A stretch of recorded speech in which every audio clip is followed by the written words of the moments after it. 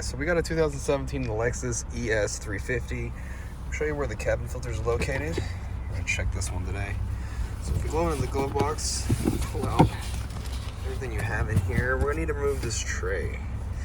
Okay, all you gotta do is pull up on the tray here, and then pull out like that. Everything's slotted so you can easily take it out. And once you get it out, we're gonna remove this door right here. So we're gonna push this in, pull towards us, push this door out. And here is another door. We're gonna push this in, pull towards us. Okay, you gotta do both sides like that. Okay, notice that this says up. This is just for the door. Notice the air filter says up. This is the airflow direction. Okay. Let me just get in here. Pull this guy out like this. Alright, so this one is in great shape. It's just recently been replaced.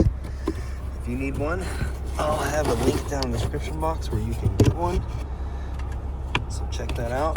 Get your new one, just slide it in here. Make sure you have the airflow direction correct. Get the door.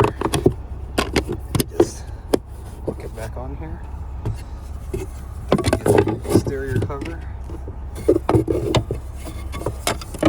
put it in the left side first. And just push it on. And then we get our tray.